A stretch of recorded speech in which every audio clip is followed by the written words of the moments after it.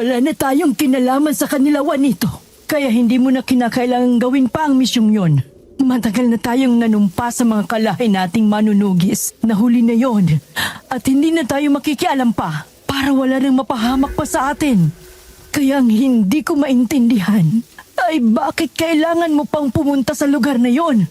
At ano, iiwan mo kami ng apo mong si Amara? Juanito, pista na bukas sa baryo natin at kailangan ka ng mga tao rito. Makinig ka, Marcelina. Hindi pa tapos hanggat may natitirang buhay sa mga nilalang na yon.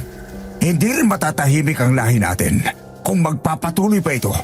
Muna ang desisyon ko, Marcelina. Kunin na naman ito at pagkatapos ng misyong ito ay babalik na ang lahat sa normal.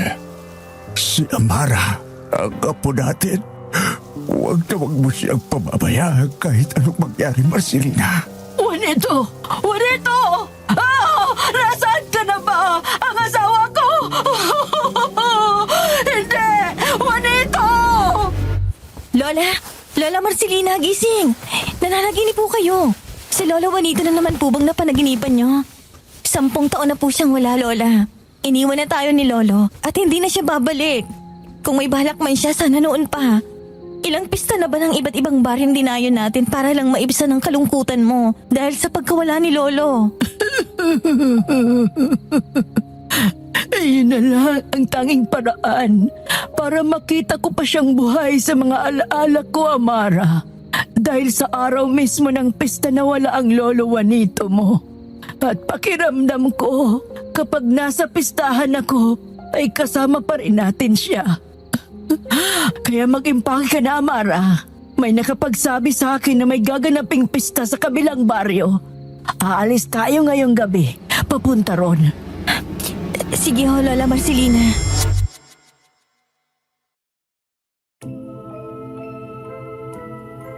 Kapag may pista, ang sabi nila, bukas ang pinto ng bawat bahay para sa mga bisitang gustong makisaya at makikain sa handaan. May mga pagkaing pwedeng tikman, may bisitang pwedeng manatili kahit anong oras nila gusto. Ganyan ang paniniwala ko noon. Pero nang dumating kami ng lola ko sa baryo ng San Roque, napansin kong may mga pintong nagsasara bago sumapit ang gabi. May oras sa pagbisita, may mga lugar na bawal puntahan, at may mga handang hindi lahat ay pwedeng tikman. May mga dumadayo para makisaya, may mga nananatili at may mga hindi na nakaalis kailanman. Isang pistang makulay at masayang pakinggan, pero habang tumatagal, ramdam kong may mali. At doon ko unang naisip na hindi lahat ng pistang inaabangan ay ligtas daluhan. Ikaw ba, kung may pistang bawal ka magpagabi, pupunta ka pa ba? Kapag sinabi nilang may oras lang ang pagbisita, susundin mo ba? Hanggang saan kaya ang tapang mo kung ang kapalit ng saya ay baka hindi ka na makauwi pa?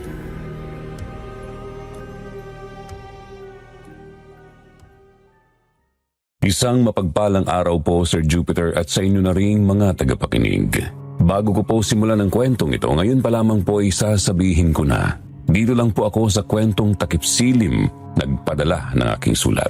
Kaya kung sakali mang mapili ito at marinig ninyo ang kwento kong ito sa ibang channel, mangyari lamang po na pakireport na lang dahil malinaw na ninakaw ito. Yun lamang po at maraming salamat. Ako po si Amara. 13 anyos lang ako noon, Sir Jupiter, nung mawala ang lolo Juanito ko at 23 anyos na po ako ngayon. Tandang-tanda ko pa araw ng pista sa baryo namin na magpaalam siya sa Lola Marcelina kung may misyon siyang kailangang tapusin bilang isang manunugis. Pero sa mismong araw ng pistang yun, hindi na muli pang nakabalik ang lolo ko. Doon kami nahilig magpunta sa mga pistahan. Pero sa huling baryong aming pinuntahan, napansin naming kakaiba ang pista nila roon. May mga nangyayaring hindi namin inasahan at may mga lihim kaming natuklasan. Mga lihim na hanggang ngayon, hirap pa rin kaming tanggapin ng Lola Marcelina ko.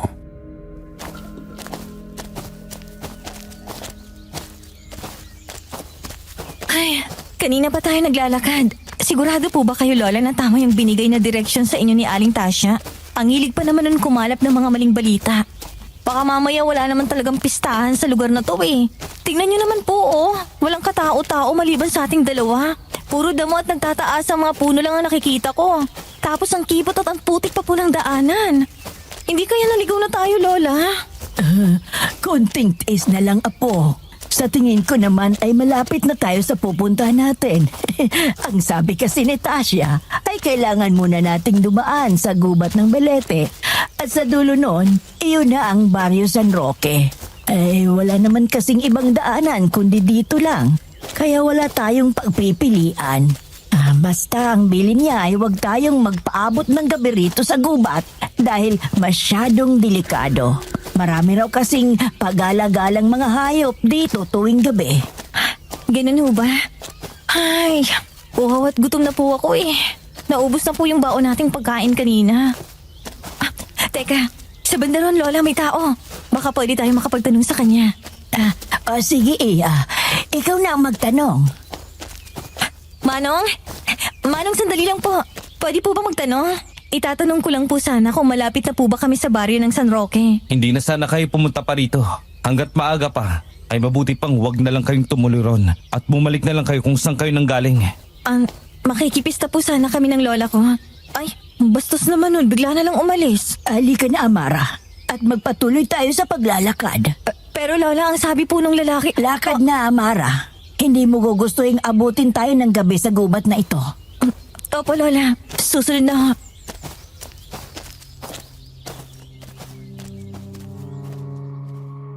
Napatigil ako at napasunod na lamang kay Lola Marcelina nang tingnan niya ako ng seryoso. Wala akong mabakas na kahit anong emosyon sa mukha niya. Ramdam ko rin ang lamig ng boses nito. Aaminin ko, Sir Jupiter, na nakaramdam ako ng kakaibang kaba ng mga sandaling yon, lalo na dahil sa sinabi ng lalaking estranghero. Hindi ko man lang nakita ang mukha niya dahil sa suot niyang salakot. Pero alam kong sinulyapan niya ang lola ko bago siya tuluyang naglakad papalayo sa amin. Nung tingnan ko si Lola Marcelina, napansin kong seryoso rin ang pagkakatitig niya sa lalaki. Hanggang sa tuluyan na nga itong mawala sa aming paningin. Akala ko noon hindi na kami tutuloy pa sa baryong yon dahil sa kakaibang babalang iniwan ng estranghero. Pero hindi yun sapat para pigilan ang lola ko. Nagpatuloy pa rin kami sa paglalakad. Halos kalahating oras pa ang aming nilakad sa ilalim ng matinding init. Hanggang sa wakas ay may namataan na akong isang arko sa di kalayuan. Doon ko napagtanto na nakarating na kami sa wakas sa destinasyon namin. May mga makukulay na banderitas na nakasabit sa magkabilang poste ng arko. Sa itaas nito may nakasulat na "Welcome sa Barrio San Roque" at sa gitna naman ay ang salitang "Happy Fiesta". Mula ron nagsimula na akong makarinig ng mga ingay. Kantahan, tawanan at tila ba may sayawan na rin nagaganap sa loob ng baryo. May mga taong labas-masok na rin sa lugar na sa tingin ko ay mga dayo rin silang katulad naming maglola. Habang papalapit kami sa loob ng baryo, doon ko unang napansin na hindi lang pala saya ang bumabalot sa lugar. May mga napansin akong mga matang nakamasid sa amin ng lola ko. Ang iba ay napatigil sa kanilang mga ginagawa, pero meron din namang nginitian kami. Hindi ko nga lang masabi kung totoo ba o pilit lang ang mga ngiting iyon. Nang makalampas na kami sa arko at tuluyang nakapasok sa loob, mas lalong luminaw ang mga tunog ng kasiyahan. Hanggang sa may isang boses na agad tumawag ng aming pansin, may isang babaeng papalapit sa amin ng lola ko. May hawak siyang maliit na bilao na may lamang mga kakanin at prutas. Maganda siya at maaliwala sa muka, pero ewan ko ba, nung magtama ang aming mga mata, napansin kong hindi sumasabay ang kanyang ngiti sa tingin niya at doon ako nakaramdam ng kakaibang kaba na hindi ko may paliwanag.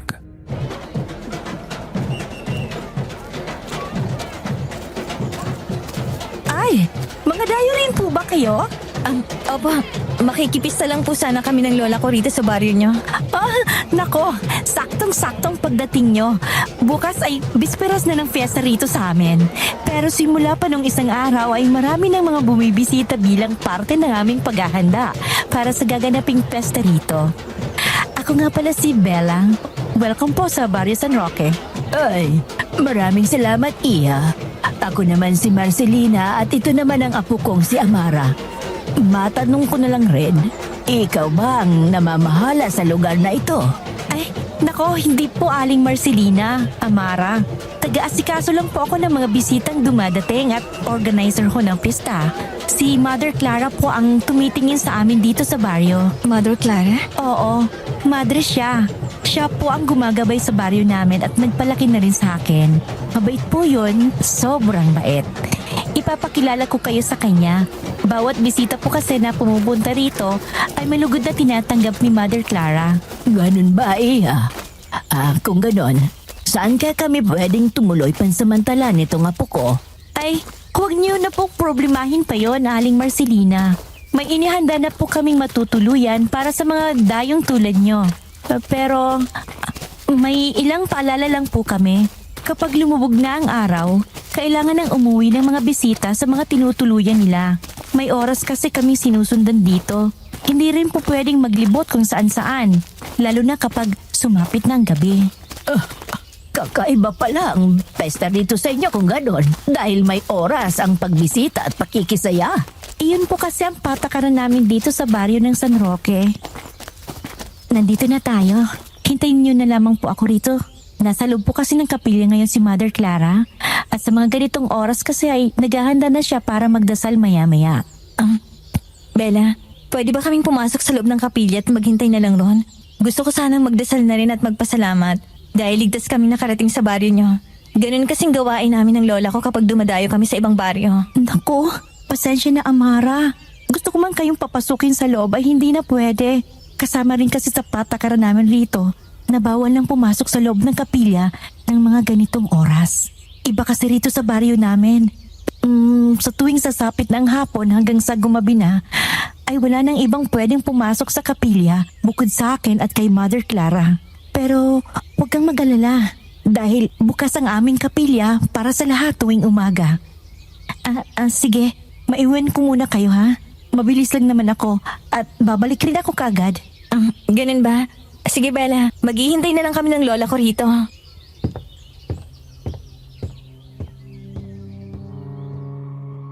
Hindi ko alam kung bakit pero sa simpleng sagot kong yun, may kung anong malamig na gumapang sa batok ko. Ang daming pinagbabawal sa baryong ito, Sir Jupiter. Masyado silang mahigpit sa mga patakaran nila. Hindi ko tuloy alam kung masisiyahan ba kami ng aking Lola Marcelina sa pananatili namin sa lugar na ito, gayong may oras pala ang pagbisita at pakikisaya. May mga lugar na bawal pasukin at puntahan. Ibang-iba sa mga baryong una naming napuntahan. Naisip ko rin kung may mga lumabag na ba sa kanilang patakaran. Nang tingnan ko si Lola Marcelina sa tabi ko, tahimik lang itong naghihintay at nagmamasid sa paligid. Hindi na rin kasi ito nakaimik nang sabihin yon sa amin ni Bella. Napansin ko rin na humigpit ang hawak nito sa kanyang baston. Tatanungin ko na sana siya, pero natanaw ko na ang papabalik na si Bella at halata rin sa kilos nito ang pagmamadali.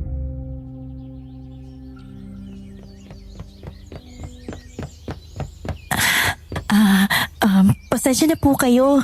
Hindi na po makakalabas si Mother Clara ng kapilya. Naabutan na kasi tayo ng oras ng pagdasal. Kaya bukas na lang po ng umaga ko kayo maipapakilala sa kanya, Aling Marcelina. Pero may pinaabot naman po siyang maikling mensahe. Ang sabi niya ay sana magustuhan niya raw po ang pananatili rito sa baryo San Roque. Walang problema, Iha. Gusto na rin sana naming magpahinga nitong apo ko. Pwede mo na bang ituro sa amin kung saan kami pwedeng tumuloy pansamantala habang nandito kami? Pasensya ka na. Pagod at gutom na rin kasi kami dahil sa mahaba naming binyahe papunta rito sa lugar ninyo. Nako, oo nga pala. Halina po kayo at ihahatid ko na po kayo ron. Mahirap na kasi po at baka abutin tayo ng dilim sa labas. Mahigpit po kasing ipinagbabawal yon dahil may kapalit na parusa kapag linabag at hindi mo sinunod ang patakaran ng baryo. Anong ginagawa nila sa mga lumabag, Bella? Pinapaalis. Hindi mo na sila makikita pa. Nandito na po tayo. Eto nga po pala ang susi, Aling Marcelina. At eto po, kunin nyo na po para sa mga bisita po talaga yan. Maraming salamat sa mga ito, Iha. Tamang-tama at may kakainin na kami ni Amara mamaya. Walang anuman ho, Aling Marcelina. Mauna na po ako. Ma-enjoy niyo po sana ang pesta rito sa amin.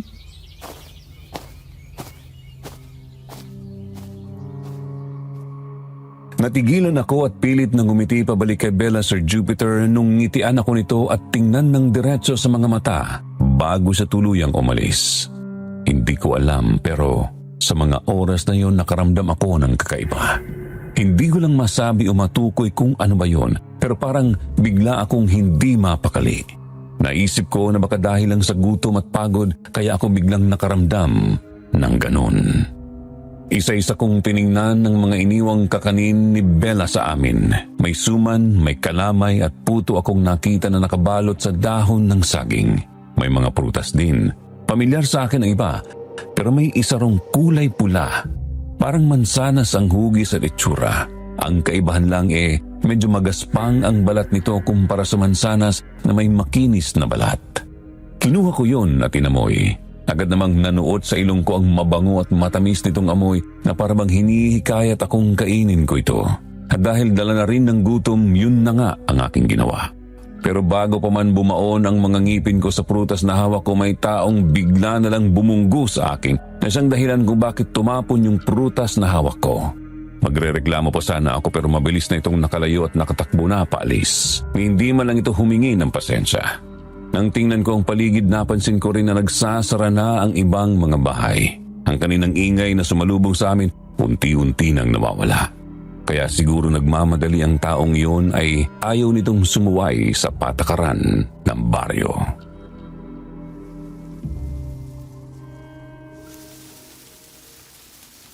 Ano pa bang ginagawa mo riyan sa labas, Amara? Pumasok ka na sa loob at maggagabi na. Oo, Lola, nandiyan na po. Sumunod na lamang tayo, Amara. Ayaw mo naman sigurong mapalis tayo ng maaga rito nang hindi pa nakakadalo sa kanilang pesta. Hindi po, Lola. Alam ko naman po kung gaano kahalaga sa inyong araw na yon. Mabuti kung ganon. Halika na at magpahinga na tayo. Alam kong pagod ka na rin sa mga nangyari ngayong araw na to. Mahal kita, Lola Marcelina. Kayo pong dalawa ni Lolo Juanito. Mahal na mahal ko po kayo. Mahal ka namin, Apo. Lahat gagawin namin ng lolo mo para maprotektahan ka lang namin.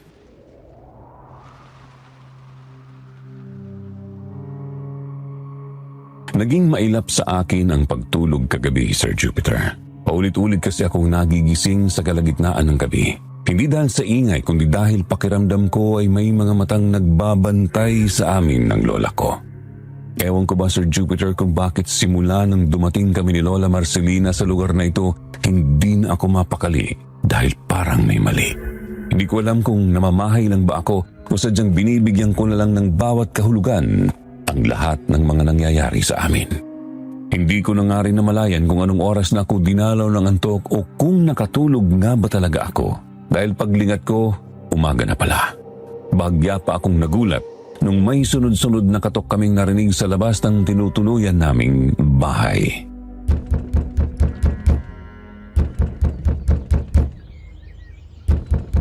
Lola Marcelina? Amara? Gising na po ba kayo? Si Bella po ito. Amara, Apo, gising ka na ba? Ay, parang naririnig ko si Bella sa labas. Opo, Lola. Sandali lang ho, titingnan ko. Magandang umaga, Amara. Pasensya ka na kung napaaga ako. Gising na ba ang Lola Marcelina mo? Ikaw pala, Bella. Magandang umaga rin sa'yo. Halika, pumasok ka muna sa loob. Halos kagigising lang rin kasi namin ni Lola. Ay, naku. Mukhang nakaistorbo pa yata ako. Pasensya na kayo, Amara. Marami kasing gagawin ngayon sa baryo. At ito ang unang inutos sa akin. Ang puntahan ko kayo rito ng lola mo. Napaaga ka ata, Bella. Anong sadya mo sa amin at napadalaw ka ng ganitong kaaga? Opo, Aling Marcelina. Pinapasundo po kasi kayo sa akin ni Mother Clara. Pinapasabi niya rin na baka gusto niyo raw pong sumama sa padasal bago magsimula ang mga gawain para sa pista. At saka gusto na rin po niya kayong makilala. Kayo na lang po kasi ni Amara ang hindi niya pa nakikita sa mga dayong dumating dito kahapon. Ay, ganun ba? O, sige. O siya, maghahanda na lang kami. Sandali lang, Amara. Sige po, Aling Marcelina. Hihintayin ko na lang po kayo ni Amara dito sa labas.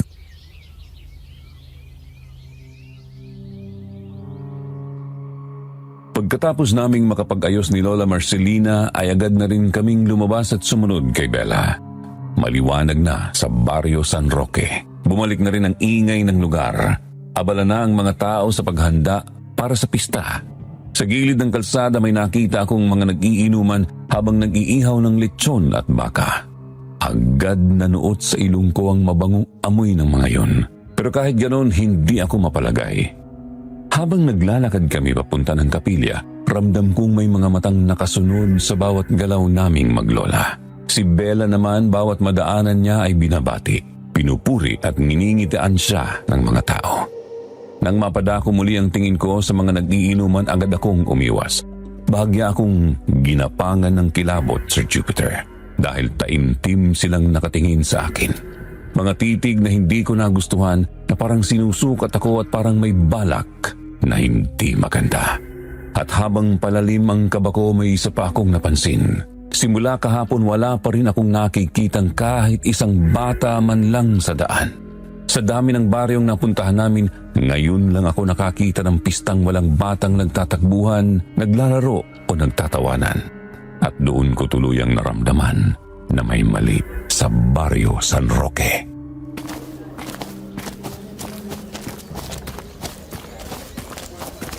Amara, ayos ka lang ba?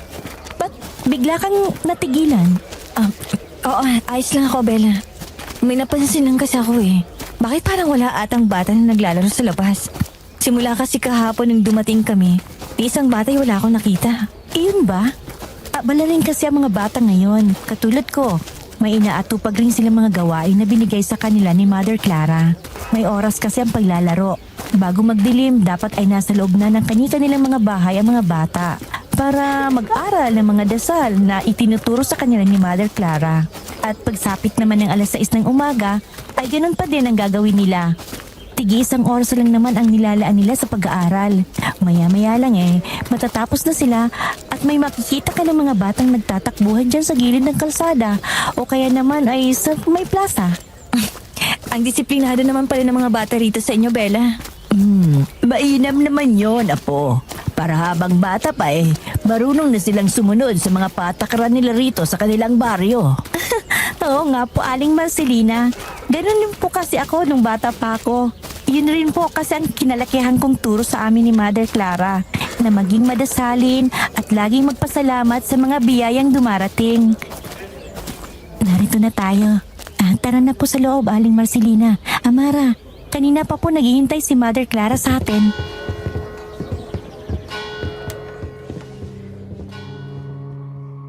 Napatango na lang ako sa sinabi ni Bella, Sir Jupiter. Maging si Lola Marcelina hindi na rin muling umimik pa. At katulad kahapon, napansin kong humigpit na naman ang hawak niya sa kanyang baston. Nang mahuli niya akong nakatingin sa kanya, para akong napaso sa tindi ng tingin na ibinigay niya sa akin. Para bang may gusto siyang sabihin pero mas pinili na lang niyang manahimik. Hanggang sa hindi ko na namalayang nasa harap na pala kami ng kapilya. Pagpasok namin sa loob, sinalubong kami ng isang nakakabinging katahimikan. Ramdam ko agad ang kakaibang lamig sa loob, kasabay ng amoy ng pinaghalong insenso at kandila na isang tanging nagbibigay liwanag sa kapilya. Napansin kong wala ni isang ilaw maliban sa mga kandilang nakasindi. Kung hindi pa nakabukas ang ilang bintana, tuluyan na sanang nilamon ng dilim ang buong lugar. Habang nagmamasid ako, bigla akong nakaramdam ng hilo. May kakaibang amoy kasi na humalo sa usok ng insenso at kandila. Hindi ko maipaliwanag kung ano, pero sapat na para sumakit ang ulo ko. Nang lingunin ko ang mga kasama ko, tila wala lang sa kanila ang nararamdaman ko, na parabang ako lang ang apektado. Napakapit ako sa kahoy na upuan sa loob ng kapilya dahil pakiramdam ko'y anumang sandali, babagsak ako. Hanggang sa mapadako ang paningin ko sa malapit sa altar. Doon ko nakita ang isang babaeng may edad na naglalakad papalapit sa amin. Nakasuot siya ng puting damit na pangmadre na abot hanggang sakong. May hawak siyang rosaryo at yakap ang isang makapal na librong kulay itim na sa tingin ko ay isang Biblia. Maaliwalas ang bukas ng kanyang mukha. May bahagyang ngiti rin sa labi. Magaan ang kanyang aura, lalo na nang marinig ko ang boses niya. Malamyos pero may likas na otoridad. Siguro yun ang dahilan kung bakit halatang iginagalang siya ng mga taga-baryo.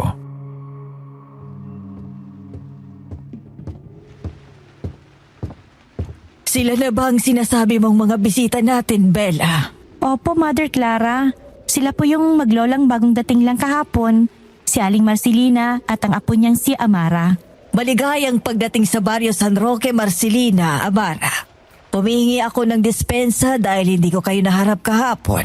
Ay, wala hong kaso sa amin yon, Mother Clara. Nasabi naman no sa amin ni Bella ang dahilan kung bakit hindi kayo nakalabas ng kapilya nung dumating kami. Gayunpaman ay lubos kaming nagpapasalamat sa pagtangkap nyo sa amin rito sa baryo ninyo. Ang mga panauhin sa San Roque ay biyaya. Lalo na sa panahong nalalapit ang pista. Kaya dapat lang ho na pasalamatan namin yon. At malugod kayong tanggapin rito sa munti naming baryo. Sana'y magustuhan ninyo ang pananatili rito sa aming lugar. Titiyakin namin na masisiyahan kayo dahil maraming pwedeng gawin rito. Kaya lang ay may oras po na dapat sundin. May mga bagay na pwedeng gawin at hindi pwedeng gawin sa baryo namin. Siguro naman ay naipaliwanag na rin sa inyo ni Bella ang tungkol sa mga bagay na yon. Ay, wala po kayong dapat ipag-alala, Mother Clara. Nasabi na po sa aming lahat ni Bella ang mga kailangan naming malaman. Rerespetuhin namin kung ano man ang patakaran na meron kayo rito sa baryo ninyo. Maraming salamat. Masaya akong malaman yon. Teka, ito po ba ang apo ninyo? Ayos ka lang ba, Iya? Mukhang namumutla ka. Siya nga ang nag-iisa kong apo, si Amara. May masakit ba sa'yo, apo? May iba ka bang nararamdaman sa katawan mo? Ayos lang po ako, Lola. Mother Clara, medyo nakaramdam lang po ako ng hilo. Siguro po dahil lang sa kulang ako sa tulog. At gutom na rin ako. Hindi ba po kasi kami kumakain ng lola ko? Halika, Iha, at maupo ka muna. Bella, kunin mo nga yung basket na may lamang prutas na nasa banggirahan ng kapilya at kumuha ka na rin ng tubig. Pasensya ka na, Iha. Yun lang ang maaalok ko sa'yo rito sa kapilya. Pero wag kang mag-alala. May ipinahanda kaming pagkain ngayong umaga sa plaza para sa mga bisita. Pero sa ngayon, ito na muna ang kainin mo para maibsan ang gutom mo. Eto na po, Mother Clara.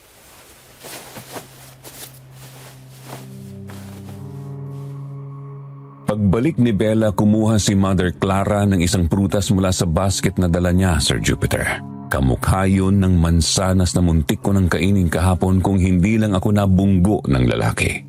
Inabot niya sa akin ang prutas kasabay ang isang boteng may lamang tubig. Tinanggap ko ang mga yon at nagpasalamat. Pero bago pa man ako makakilos, napatingin ako sa Lola Marcelina ko at doon ako kinabahan. Hindi siya nagsalita, hindi rin siya kumilos, pero sapat na ang tingin niya. Malamig, diretso at walang kahit anong emosyon. Kasabay noon ang marahan niyang pag-iling, parang tahimik na babala na ako lang ang dapat makaintindi. Kaya imbis na kainin ko ang prutas ay ang bote na lang ng tubig ang binuksan ko at saka uminom. At kahit malamig ang tubig na ininom ko ay hindi pa rin nawala ang kaba sa dibdib ko.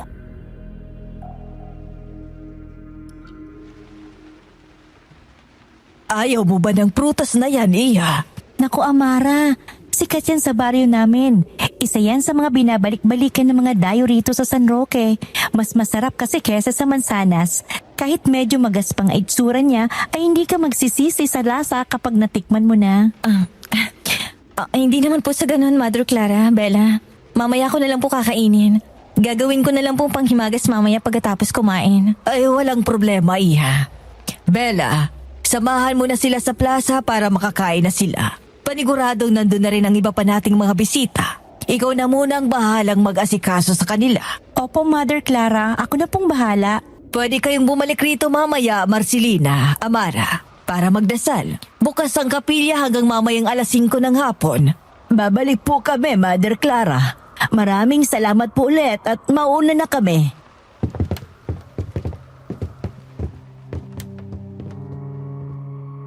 Ngumiti na lang ako kay Mother Clara, Sir Jupiter, bago kami tuluyang makalabas ng kapilya. Doon ko palang naramdaman ang kaunting ginhawa. Ang masakit kong ulo ay bahagyang gumaan. Hawak ko pa rin ang prutas pero katulad ng ginawa ko nung una ko itong makita, hindi na ako nagtangkang amuyin pa yon. Matapang kasi ang amoy nito sa sobrang bango at tamis, parang nakakahilo na.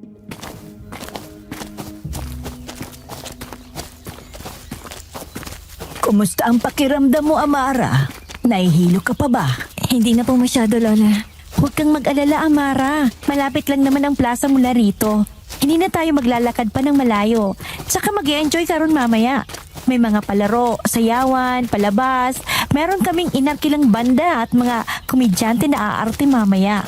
Kaya paniguradong sasakit ang tiyan mo sa kakatawa. Ganun ba? Mukhang masaya nga yun. Oo naman. Pero syempre, mas mag-i-enjoy ka sa mga pagkain namin. Naku, masasarap magluto ang mga taga-baryo.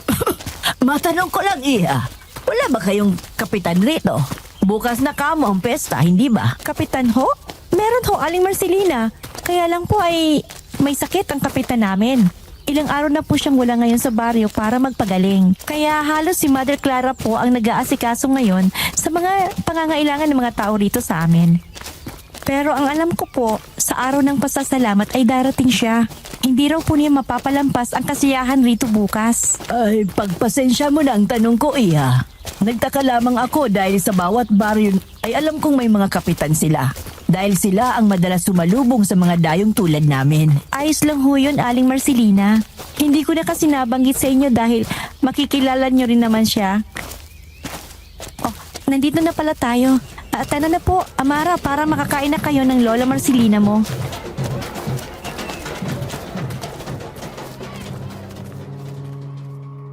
Pagdating namin sa plaza, sinalubong kami ng kasiyahan. May nagsasayawan, may nagkakantahan at may mga naglalaro. May basagan ng palayok, may palusebo na kailangang akyatin ng madulas na poste para makuha ang premyo sa tuktok. Sa di kalayuan may karera ng sako, mga manlalarong nagtatalon papunta sa dulo habang pinapalakpakan ng mga tao. Katulad ng sinabi ni Bella, Sir Jupiter, ngayon ko lang ulit nakita ang mga bata. Masaya silang nag-aagawan sa mga pabitin na puno ng candy at laruan. Pero sa gitna ng kasiyahang yun, may isang lalaki akong napansin. Nakatayo lang siya sa di kalayuan. Tahimik, hindi nakikihalubilo sa mga bisita, hindi rin nakangiti. Nakatitig lang siya ng diretso sa amin ni Lola. Matalim ang mga mata niya, Sir Jupiter.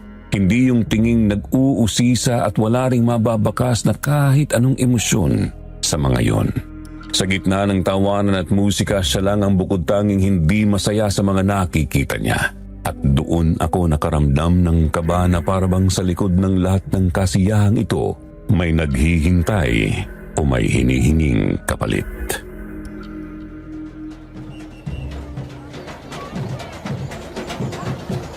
Di ba ang saya rito, Amara? Tapos ang dami pang mga pagkain. Halina po kayo. Aling Marcelina, eto po ang plato.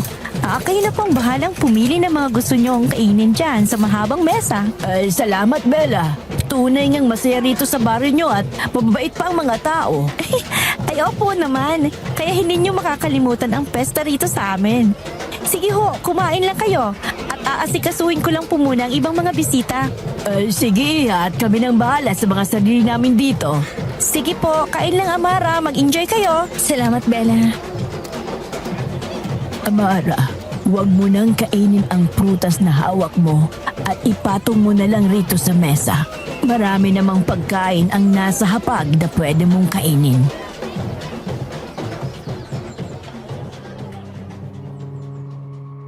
Napatango na lang ako at sinunod ang utos ng Lola Marcelina ko kahit kinain ako ng kuryosidad sa lasa ng prutas na yon. Napansin ko kasi, Sir Jupiter, na parang sarap na sarap ang mga bisitang nadatnan namin dito sa plaza habang kinakain ang prutas na yon. Kaya para hindi na lang ako mapagalitan, pumili na lang ako ng ibang pagkain sa mahabang mesa. Hindi mawawala ang mga kakanin sa hapag. May iba't ibang prutas din gaya ng saging at pakwan. May lechong manok, baboy at baka. Pero may isang putahe ron na agad nakaagaw ng aking atensyon. Nakahiwalay kasi ito sa iba pang mga ulam. Mukha itong sariwa at hindi pa luto, Sir Jupiter. Hindi ko rin masabi kung anong klaseng karne ang mga nakahiwa sa maliit na piraso. Kulay pula ang sabaw nito, parang dugo. Kakaiba rin ang amoy. May halong langsa at bahid ng pagkabulok. Bigla akong naduwal. Nanlamig ang buong katawan ko nang mapansin kong may nakalutang na hibla ng buhok sa sabaw. Parang may hugis din ng daliri at mata ng hayop o tao. Hindi ako sigurado kung tama ba ang nakikita ko, pero sa mga sandaling yun ay ginapangan ako ng matinding takot at kilabot. Hindi ko alam kung totoo ba ang mga nakikita ko o nililinlang lang ako ng sarili kong paningin.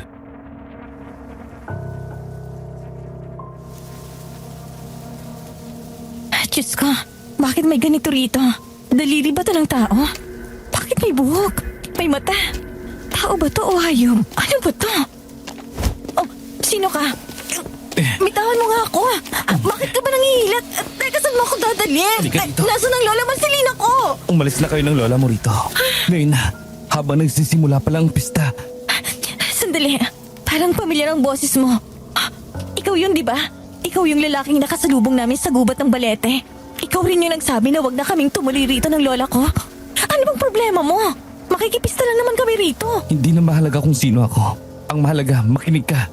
Hanggat may oras pa, umalis na kayo sa baryong to. Sino ka ba para utusan ako? Taga rito ka ba? Nakikisaya lang kami ng lola ko rito. Kanina ka pa. Akala mo ba hindi ko napapansin yung matatalimong tingin sa amin? Dahil hindi para sa mga taga-baryo ang pistang to. Anong ibig mong sabihin? Amara! Sino yung kausap mo riyan? Si ano po? Oh, teka, nasaan na yun? Halika na rito. Babalik pa tayo sa kapilya mamaya pagkatapos nating kumain. Nandiyan na po, Lola.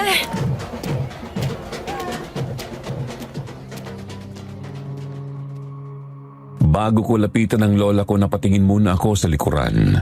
Hindi ko na nakita ang lalaking humila sa akin kanina. Doon sa may puno na medyo malayo sa mga tao, wala na siya. Parang bigla na lang naglaho. Nang makabalik ako sa tabi ng lola ko, napatingin ulit ako sa pwesto ng ulam na nakita ko kanina. Laking gulat ko nang wala ng laman ang lalagyan. Tanging kaunting pulang sabaw na lang ang natira. Hindi ko yun sinabi sa lola ko, Sir Jupiter. Kahit anong tungkol sa lalaking humila sa akin at pilit kaming pinaaalis, hindi ko rin nabanggit sa kanya. Parang may pumipigil kasi sa akin na magsalita. Kaya nang pabalik na kami sa kapilya, pakiramdam ko wala ako sa aking sarili. Kahit ilang beses na akong kinakausap ni Bella, wala akong naiintindihan sa mga sinasabi niya. Dumadaan lang ang boses niya sa tenga ko. Hanggang sa hindi ko na namalayang nakapasok na pala ulit kami sa loob ng kapilya. Sa loob nadatnan namin ang ilang batang nakasuot ng puting damit katulad ng suot ni Mother Clara. Nakaluhod sila sa harap ng altar kasama si Mother Clara at sabay-sabay na nagdarasal. May binibigkas silang mga salita pero hindi ko maintindihan ang lengguwaheng gamit nila. Nang balingan ko ang Lola Marcelina ko, seryoso lang ang mukha niya. Tahimik siyang nakamasid sa harapan, nakikinig. Napansin ko ring humigpit na naman ang hawak niya sa kanyang baston.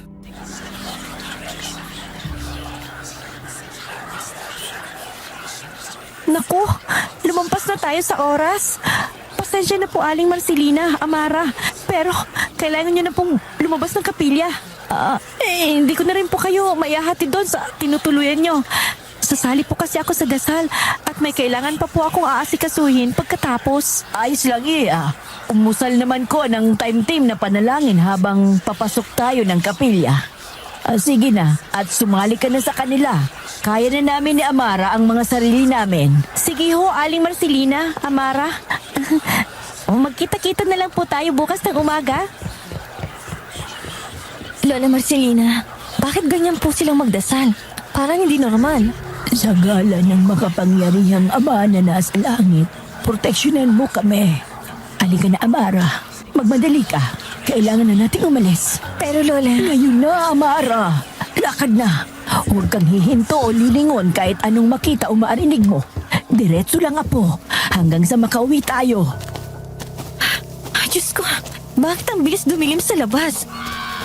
At ano yun, Lola? Mga sigaw ba yung naririnig ko? Nagsisimula ng magsara ang mga pintuan at mga ilaw sa bawat bahay. Oras na. Malapit na tayo, Amara. Huwag kang hihinto sa pagtakbo.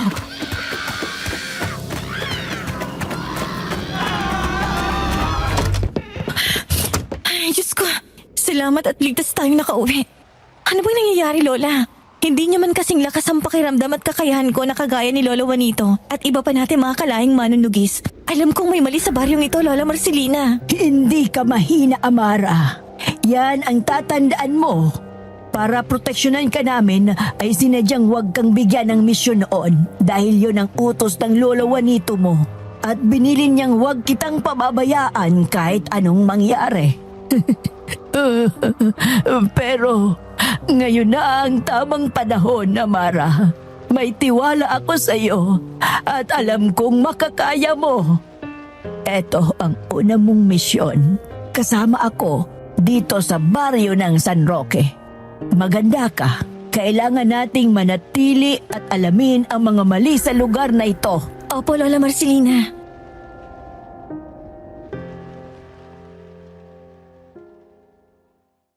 Nang gabing yun, sa bahay pahingahang tinutuluyan namin, isang malakas na kalabog sa bubong ang bigla naming narinig. Para bang may mabigat na bagay na walang pasabing bumagsak mula sa taas. Nagkatinginan kami ng lola ko sa mga sandaling yun, Sir Jupiter. Pareho naming alam na hindi yun basta kung ano lang. Kasunod nun, kumalampag ang mga bintana paulit-ulit.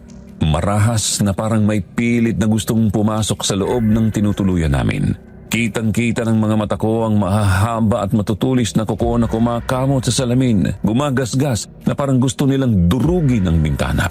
May mga sigaw rin akong narinig. Sunod-sunod mga boses na humihingi ng tulong. Akala mo'y hinahabol ng mababangis na hayop na handang manakmal anumang oras. Tahimik pero mabilis kaming naghanda ng Lola Marcelina. Kinuha ko mula sa nakatagong bahagi ng damit ko ang regalong punyal ng Lolo Juanito ko. May ukit na simbolo at orasyon sa talim. Ramdam ko ang bigat sa palad ko. Ramdam ko rin ang takot. Ganun din ang ginawa ng lola ko, Sir Jupiter. Nakita kong pinulupot niya sa kanyang basto ng buntot pagi. Sandata laban sa masasamang nilalang. Mahigpit ang hawak niya at walang alinlangan. Handa na kaming humarap noon sa kung anuman ang nasa labas, Sir Jupiter. Pero bago pa man kami makalabas ng pinto ay isa-isang bumagsak ang mga anino sa dilim, parang tinamaan ng kung anong hindi namin nakita. Sa ere kuminang ang mga patalim, mga palasong mabilis na nagsiliparan kasabay ng hampas ng pana at sa gitna nun may isang boses na umalingaw-ngaw, malamig at mariin. Pagkatapos noon biglang tumahimik ang lahat. Nawala ang sigaw, nawala ang mga kalampag, at ang natira na lang ay ang mabigat na katahimikang mas nakakatakot pa kaysa sa ingay kanina.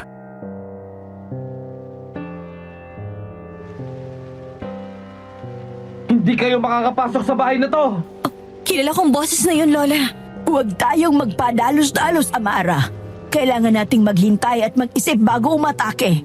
Dahil hindi natin alam kung kakampi ba ang nasa labas o kalaban. Tulong! Ngayon na, Amara! Kumilos ka na at buksan mo ang pintuan! Binilaan ko na kayong umalis na rito, pero hindi kayo nakinig. Ikaw? Diyos ko, dumudugong tagiliran mo.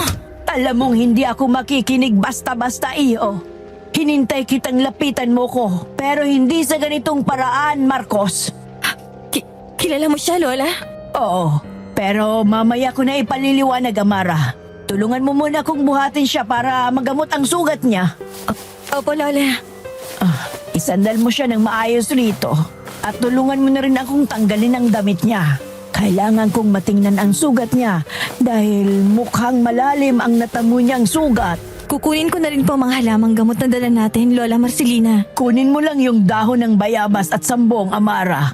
Pakuluin mo ang mga yon dahil mabisa yung panlinis ng sugat niya. Pagkatapos ay dalhin mo na rin ang damong tulisan. Durugin mo at yun ang gagamitin kong pantapal sa sugat niya nang maampat ang pagdurugo nito.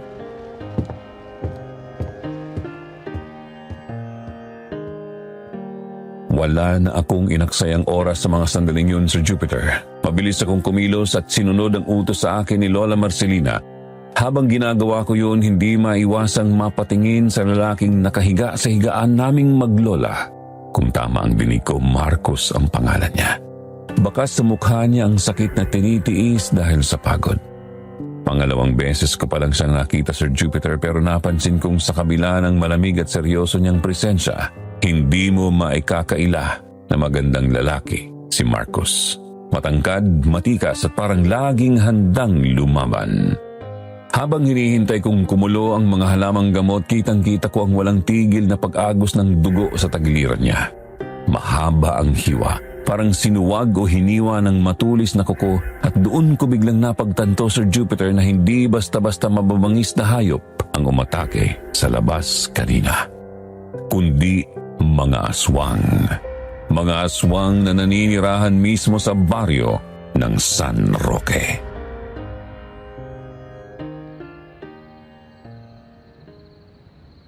Tiisin mo lang, iho. Kailangan nating patigilin ang pagdurugo. Kapag hindi, mas lalo kang mapapahamak. Masyadong malalim ang sugat na nakuha mo sa nakaengkwentro mong nilalang kanina. Sandali lang at pupunasan kita, Marcos. Medyo mainit pa to, kaya tiisin mo muna. Makakatulong tong pinakulo ang dahon ng bayabas at sambong para malinisan at hindi maimpeksyon ang sugat mo.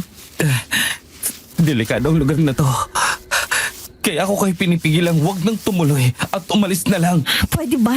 Tumahimik ka muna kahit sandali lang. At itatapal ko na sa itong dinurog na damong tulisan para bumagal ang pagdurugo ng sugat mo. Huwag ka ring malikot para mabenda ko ng maayos. Ang dami mong sinasabi. Kapag ako nabuisit sa'yo, paduduguin ko palalo yung sugat mo. Hanggang ngayon ay matapang at may katigasan pa rin pala talaga ng ulo. Ito nga pa mo, Lola Marcelina. Kanino pa ba magmamana ang isang yan kundi sa akin? Tingnan mo, nakinig ba kami sa sinabi mo? Hindi, di ba? Malakas ang pakiramdam ko na dito sa baryong ito ko malalaman ang mga tanong at sagot na matagal ko nang hinahanap. O ayan, tapos na. Ngayon ka na magsalita, lalaki. Sino ka? At bakit kilala mo kami ng Lola Marcelina ko? Masyadong matabil ang dila mo. Kung alam mo lang na mas mahalaga ngayon na buhay pa kayo ng lola mo kaysa ang makilala mo ko. Dahil hindi lahat ng nilalang sa baryong to ay papayag na makaligtas kayo ngayong gabi. Ba't pasalamat ka pa nga, ipinagbuksan ka pa namin ang pintuan ng lola ko. Dahil kung hindi, nilapa ka na ng aswang dyan sa labas. Hindi ka malang nagpasalamat na ginamot pa kita. Kahit hindi ko alam kung mapagkakatiwalaan ka ba namin o hindi.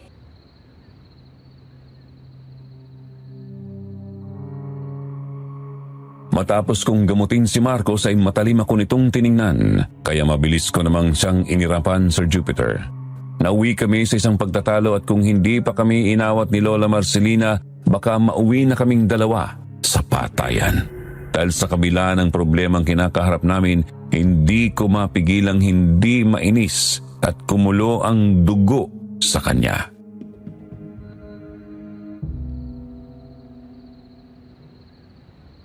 Tama na yan, Marcos, Amara. Ngayon, magsalita ka, iho. Anong mga nalalaman mo tungkol sa baryong to? At bakit hindi na kayo nakabalik na mga kasamahan mo sa misyong binigay sa inyo para hanapin at tapusin ang hindi natapos na misyon ng ating pinuno? Anong ibig mong sabihin, Lola? Isa rin bang manunugis si Marcos? Oo, Apo. Isa siya sa mga napabalitang hindi na nakabalik. 2 taon na ang nakalilipas. Kaya pinatigil na ng mga kalahi nating manunugis na magpadala ng tao. Dahil lahat sila ay bigong tapusin ang misyong hindi natapos ng lolo mo. Nagkahiwa-hiwalay kami na mga kasamahan ko at dito ako napadpad. Sa pananatili ko rito, napansin kong maraming pinagbabawal. Sa unang pista na naranasan ko dito, nalaman kong may mga aswang na nakatira sa baryong to. May nakaengkwentro akong isang manunugis na nakikipaglaban sa mga aswang. Tinuluan ko siya at natalo namin ang mga yon. Bago siya umalis, nag-iwan siya ng babala. Huwag daw akong kakain ng pulang prutas at huwag magpapahuli sa kanila. Teka, sino yung mga tinutukoy niya? At anong kinalaman ng prutas rito? Saka yung prutas na tinutukoy ba niya ay yung prutas na parang mansanas? Oo, yun nga. Kaya kahit minsan, hindi ako tumikim nun. Hindi ko alam ang epekto pero isa lang sigurado ako. Lahat ng dayong kumain nun ang madalas sumuway at nauhuli. Ang mga boses na narinig nyo kanina ay mga dayong kumain ng prutas sa plaza. Hinabol sila at may mga aswang ding umatake sa kanila.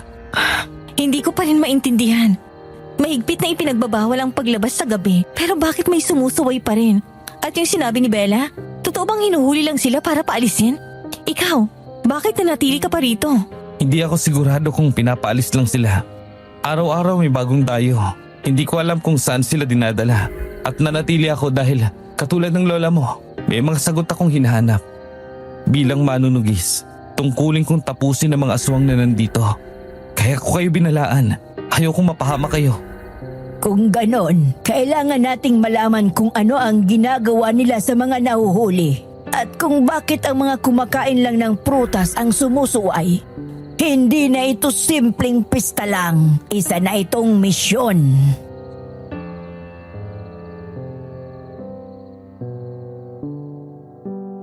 Sa mga sinabing yon ni Lola Marcelina, nakaramdam ako ng matinding kaba, Sir Jupiter. Hindi dahil sa ito ang una kong misyon bilang manunugis, kundi dahil sa maaring matuklasan namin sa lugar na ito.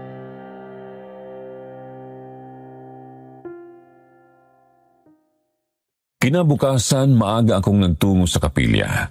Iniwan ko muna si Lola Marcelina sa bahay pahingahan kasama si Marcos para mabantayan niya ito at makabawi ng lakas. Pagpasok ko pa lang sa loob ng kapilya ay narinig ko na agad ang malamyos na boses ni Mother Clara. Katulad kahapon, nagdarasal na naman siya. Ang kaibahan lang ngayon ay mag-isa na lamang siya at wala ng mga bata sa paligid. Nilibot ko ang paningin ko sa loob hanggang sa mapansin ko si Bella na tahimik na nakatayo sa gilid. Nanginginig ang buong katawan niya, Sir Jupiter. Halatang halata ang takot sa mukha niya habang nakatitig siya sa gitna ng altar kung saan naroon si Mother Clara. Hindi ko alam kung gaano nakatagal siyang ganon, pero nang mapansin niyang nakatingin ako sa kanya, bigla siyang napapitlag at halos manlaki ang kanyang mga mata nang makita niya ako. Agad siyang tumalikod at tumakbo palabas na mabilis ko namang sinundan. Napunta kami sa pinakalikod ng kapilya. Pagdating ko roon, bigla akong naduwal sa aking nakita at naamoy, Sir Jupiter. Bumungad kasi sa amin ang mga nabubulok na pulang prutas at sa tabi ng mga yon, mga pira-pirasong katawan ng tao. Nilalangaw na, inuuod at halos hindi na makilala kung sino pa ang mga yon.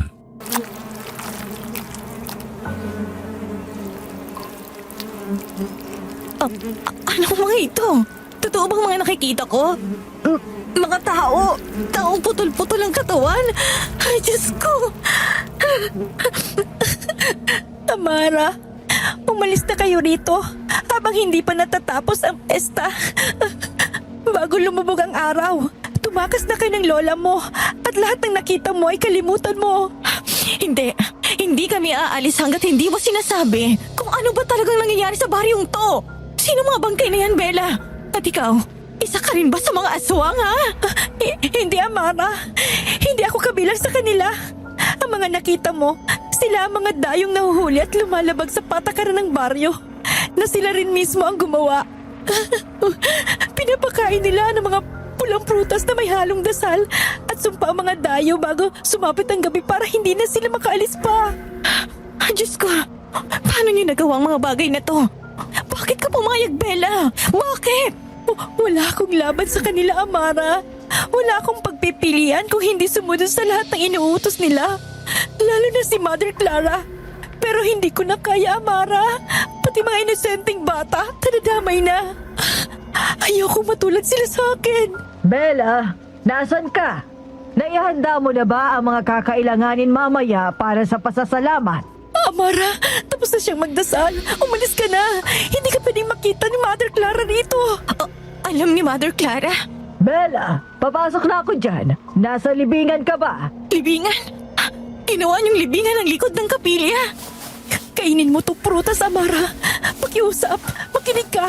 Ito lang ang tanging paraan. Magtiwala ka sa akin, Amara. Wala ng oras. Papunta na siya rito.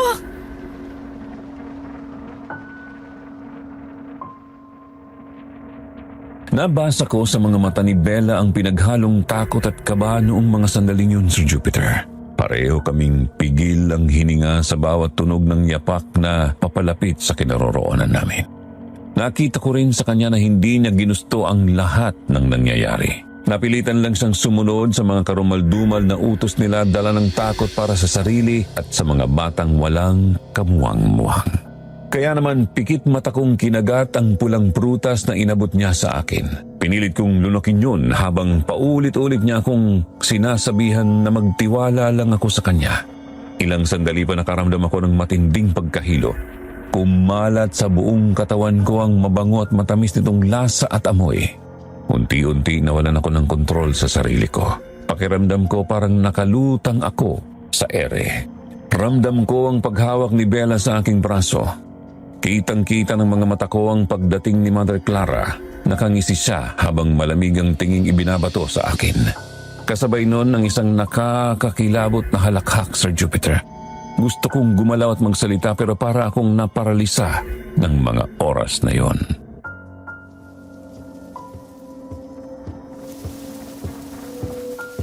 Narito na pala ang isa sa pinakaimportanteng bisita natin.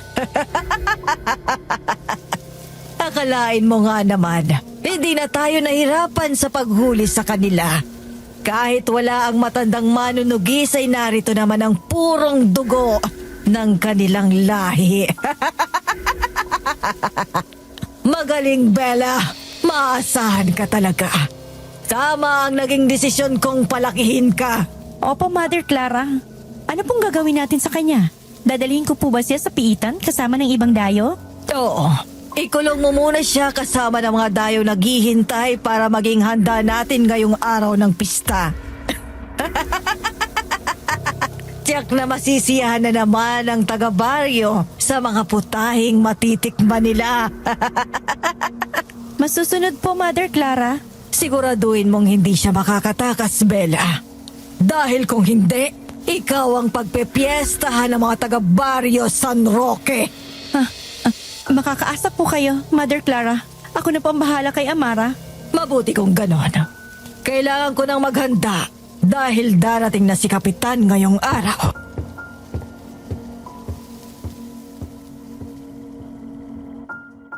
Halos hindi ako makapaniwala sa aking nasaksihan at narinig, Sir Jupiter. Gusto ko mang sumagot at lumaban, wala akong lakas. Malinaw ko silang nakikita at naririnig pero hindi ako makagalaw o makapagsalita man lang. Para akong nakakulong sa sarili kong katawan. Dahan-dahan akong hinila ni Bella matapos umalis ni Mother Clara. Ang dating anghel sa aking paningin, ngayon tuluyan ng naging halimaw. Dinala niya ako sa isang maliit na kwarto at laking gulat ko nang makita ko roon ang ilang dayo na katulad ko ang kalagayan. Hindi rin sila makagalaw. Wala rin silang magawa, Sir Jupiter, kundi ang tahimik na lang na umiyak. At doon ko na pagtantong ganito ang epekto ng prutas na kinain namin. Kaya pala maraming napipilitang lumabag sa patakaran dahil wala na silang kontrol sa kanilang mga sarili na siyang dahilan kung bakit maraming mga dayo ang nawawala at nahuhuli. Sa dami ng nalaman at nangyari sa araw na yun, nakaramdam ako ng matinding panghihina. At bago ako tuluyang mawalan ng malay ay isang tahimik na dasal ang aking naiusal na sana mahanap ako ni Lola at ni Marcos.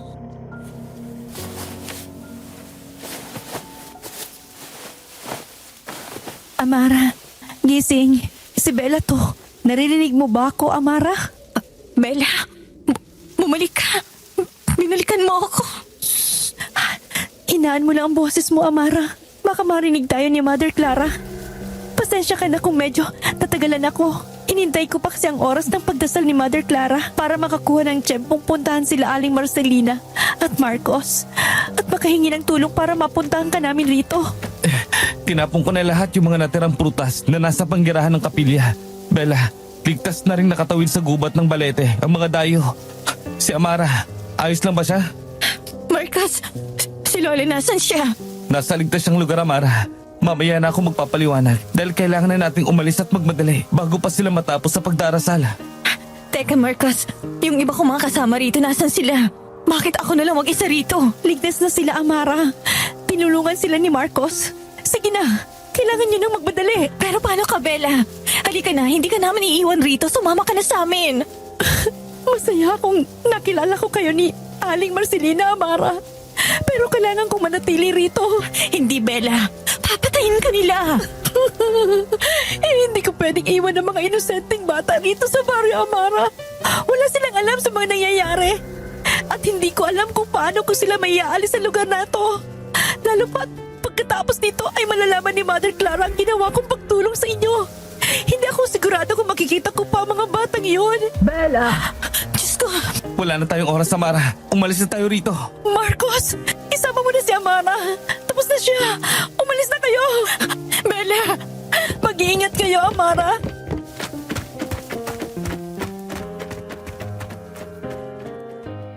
Wala na akong nagawa pa nang itulak kami ni Bella papasok sa maliit at makipot na daan sa likod ng kapilya na konektado palabas ng gubat ng balete. Lakad takbo ang ginawa namin ni Marcos ng mga oras na yon, Sir Jupiter, makalayo lang kami sa kapilya ng Barrio San Roque. Walang lingon naming tinahak ang mga nagtataas ang damo. Hindi na namin ininda pa ang sakit na magasgasan at masugatan ng aming mga paa at balat. Hindi kami huminto ni Marcos. Tuloy-tuloy ang aming pagtakbo. Hanggang sa matanaw ko ang isang maliit na kubo sa gitna ng kagubatan na tanging gasera lang ang nagsisilbing ilaw. At doon ko nakita si Lola Marcelina na nakatayo sa harap ng kubo, tahimik at matyagang naghihintay sa pagbabalik namin.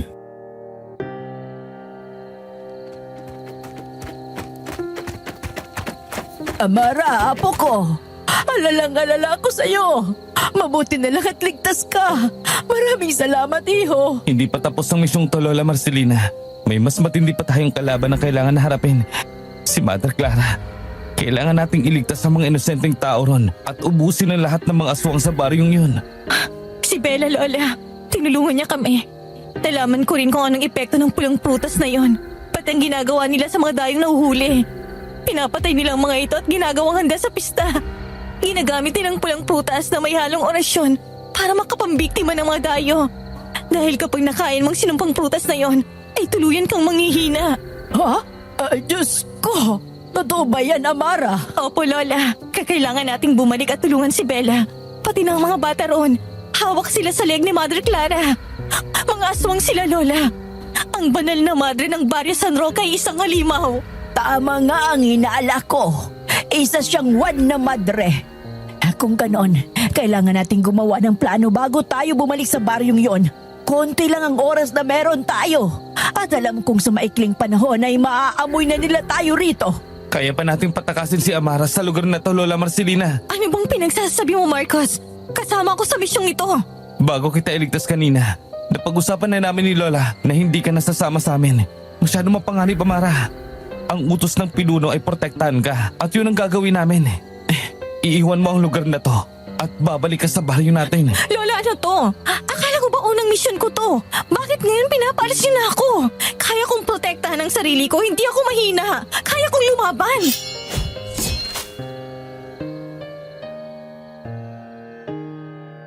Sa galit ko nun, Sir Jupiter, mabilis kong hinugot ang punyal na nakasukbit sa aking tagaliran at buong lakas ko itong inihagis sa direksyon ni Marcos. Agad siyang nakaiwas pero nadaplisan pa rin siya ng talim sa kaliwang pisngi niya. Dahil naman sa pag-iwas niya, tumama ang punyal sa poste ng kubo at doon bumaon. Nakita kong napatayo si Lola Marcelina at ngumiti. Isang ngiti na nagsasabing nakapasa ako sa panunubok nila.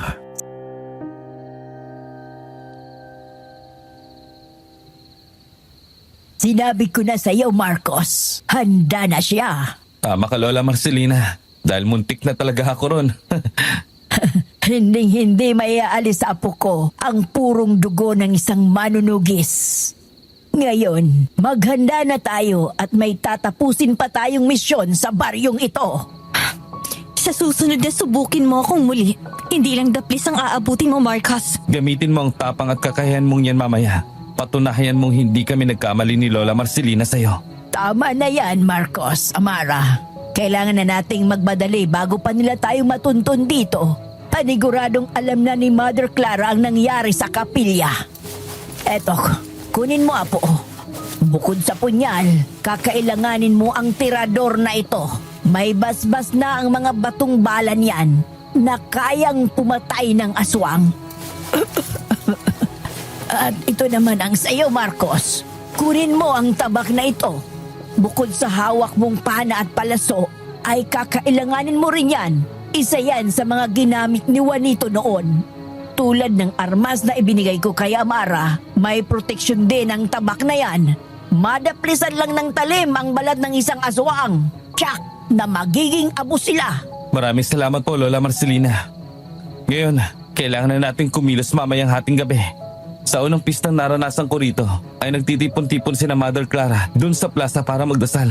Hindi lang ako ganong nakalapit doon dahil masyado silang marami at hindi ko kakayanin mag-isa na labanan lahat ng mga aswang na yun. Walang problema, iho. Kailangan lang nating unahin ang mga bantay sa paligid para makalapit kay Mother Clara at sirain kung ano man ang plano nito ngayong gabi. Lola, may hindi pa po ako nasabi sa inyo. Kaninang nasa impluwensya pa ako ng sinumpang prutas, ay malinaw sa aking pagdinig na tayong mga manunugis ang kailangan niya. Anong ibig mong sabihin, Apo? Hindi na raw siya mahihirapan pang mahuli tayo dahil naroon na ako. Ang purong dugo ng mga lahi ng manunugis. Alam niya. Kilala niya tayo sa umpisa pa lang. Kilala niya tayo at alam niyang mga manunugis tayo. Pero bakit hindi sila natatakot? Anong kailangan nila sa atin? Hindi kaya para sa atin talagang pista, Lola? Na sadyang hinihintay nila tayo na dumayo sa baryo nila?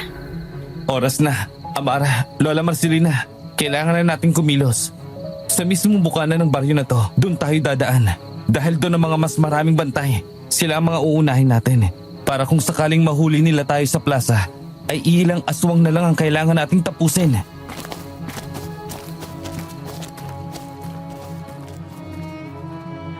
Tahimik at maingat naming tinahak ang masukal at liblib na gubat ng Balete, Sir Jupiter.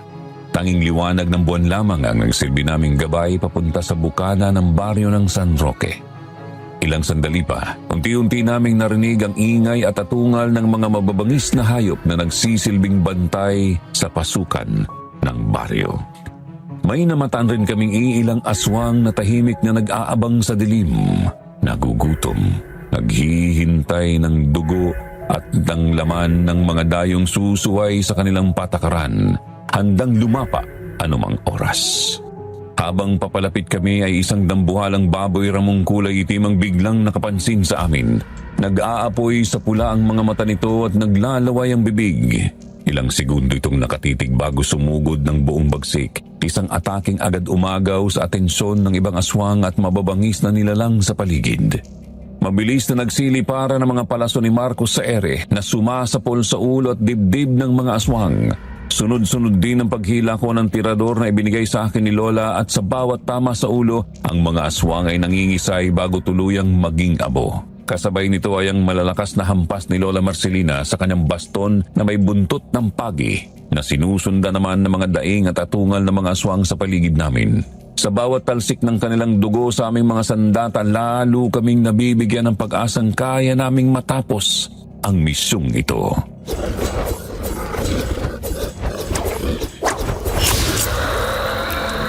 Tara na, kailangan na nating makarating sa plaza bago pa sila matapos. Marami pa kaya tayong aswang na makakalaban habang papunta tayo doon? Sa palagay ko, naubos na natin ang mga bantay sa bungad iya. At ang mga natitira ay nasa plaza na. At sila ang kailangan nating paghandaan. Malapit na tayo, magsipaghanda na kayo. Iho, kailangan ko ng lugar na maaari kong orasyonan para kontrahin ang anumang dasal ni Mother Clara. Pakiramdam ko ay lumalakas ang mga aswang dahil sa mga inuusal niyang panalangin. Sa taas ng kapilya, Lola Marcelina, kung nasaan ang kampana, may hagdan na pwedeng akyatin papunta ron. Nasubukan ko na kasing magbantay noon sa parting yun ng kapilya. Kaya lang, hindi tayo sigurado kung ano ba ang madadatnan natin doon sa loob ng kapilya ngayon. Dahil sigurado akong sa labas pa lang ay may mga paghalagala ng mga aswang sa paligid. Mahihirapan tayong makapasok at makapunta sa taas. Wala na bang ibang lugar na pwede, Iho? Meron po. At mas malapit kung sakali. Sa plaza mismo. Doon, Lola. Sa mga tagong puno na naroon. Sa kapilya pa rin ang bagsak natin. Dahil sa ayaw man o sa gusto natin, ay wala tayong pagpipilian dahil sa kapilya lang ang tanging daan papunta sa plaza. At kung totoo man na may mga aswang na nakakalata sa paligid, naniniwala kong makakaya nating talunin silang lahat. Nakaya nga nating patumbahin ang mga halimaw sa bukana ng baryo. Ngayon pa ba tayo susuko? Tama si Amara, Marcos. Walang lugar para sa pagsuko. Si Bella, baka nandun pa siya at ginawa nilang bihag. Kailangan natin siyang tulungan. Sige, tara na. Sabay-sabay nating haharapin kung ano man ang madatnan natin sa lugar na yon.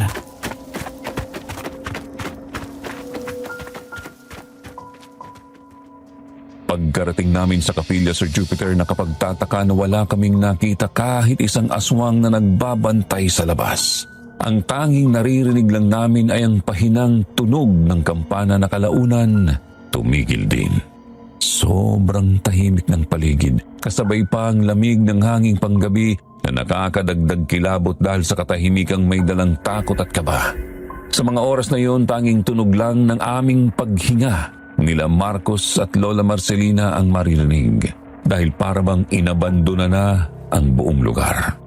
Sinubukan naming pasukin ang loob pero agad rin kaming natigil. Ang kaninang katahimikan ay nabalot ng mga nagkakatakot na ingay at parang tunog ng kadena na gumagasgas sa simento. Tahimik kaming nagtago muli sa mga nagtataas ang halaman at madilim na parte ng kapilya at naghihintay ng tamang pagkakataon. Hanggang sa ang mga tunog ay lalong lumakas at luminaw, mga atungal na may kasamang daing kasabay ng ingay ng mga kadenang tila puwersahang hinihila sa paligid.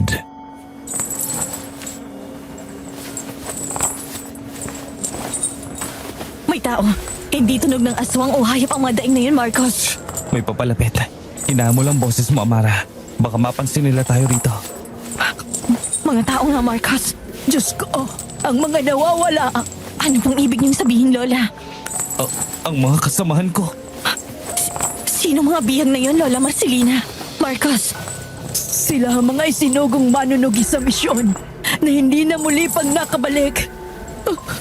Anong ginawa nila sa kanila? Halos hindi mo na maitsurahan ang kanilang mukha. Kundi lang sa markang nakaukit sa mga braso nila ay hindi ko malalaman na mga kalahi natin sila. Isa lang ang ibig sabihin nito. Wala pa sila sa plaza at papunta pa lang sila kasama ang mga bihag.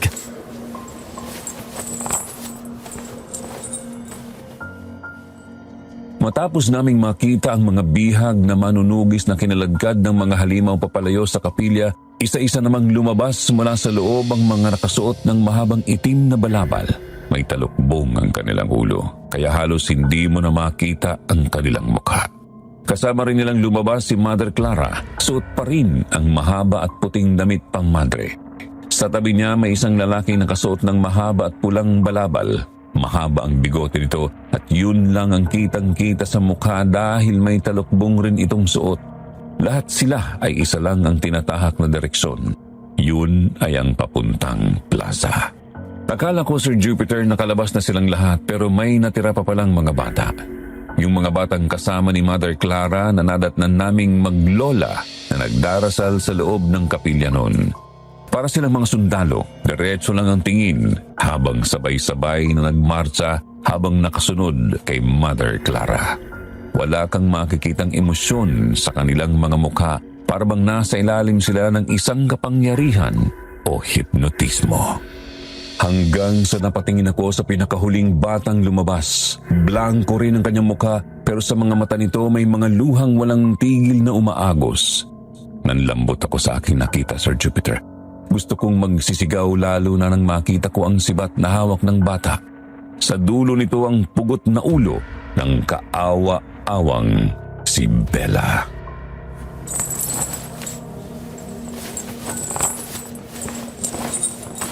Diyos ko, si Bella. Pupuntahan ko siya, Marcos. Huwag, Amara. Dito ka lang. Kapag ginawa mo yan, ay parang mo na rin kusang inalay ang sarili mo sa kanila. Hihintayin natin sila makalabas lahat at makalayo bago tayo kumilos. Si Bella. Pinatay nila si Bella. Mga ayap sila! Hindi mga inosenteng bata ay dinamay nila! Patawad, Bella, kung hindi ka namin napuntahan agad. Ipinapangako kong ililigtas namin ang mga bata. Igaganti kita sa ginawa nila sa'yo. Kasama ng lahat ng mga inosenteng buhay na kinuha nila. Tara na. Kailangan na nating tapusin ang lahat ng to. Buhay ang kinuha nila. Buhay rin ang kukunin natin sa kanila.